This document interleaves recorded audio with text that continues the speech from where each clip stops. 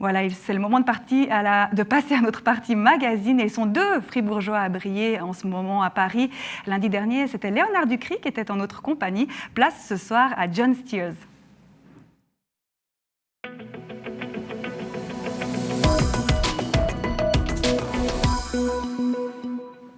C'était samedi soir dans l'émission The Voice. Le jeune Broquois de 20 ans s'est illustré lors des battles sur un duo d'Elton John et George Michael. Bonsoir, John Steers. Bonsoir.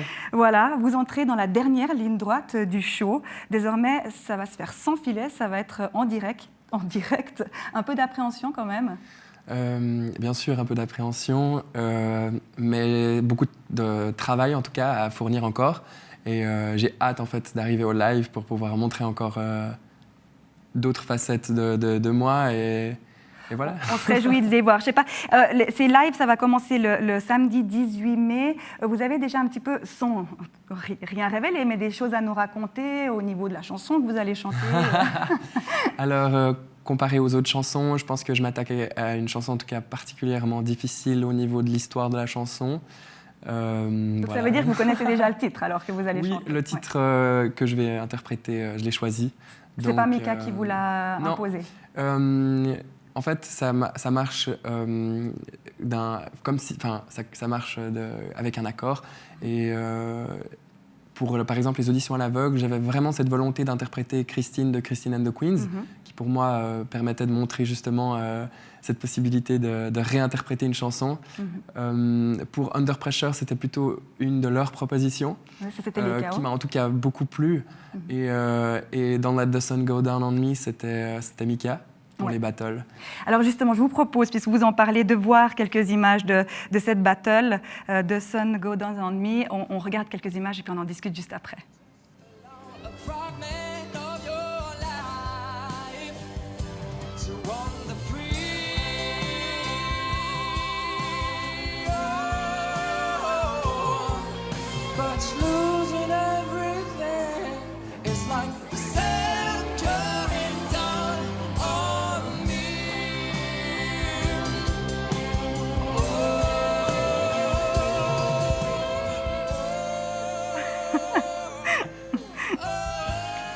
Oui, bien sûr, on a choisi un passage où on vous voit bien, l'interprétation. Les coachs l'ont dit, waouh, quel naturel. Comment vous faites ça?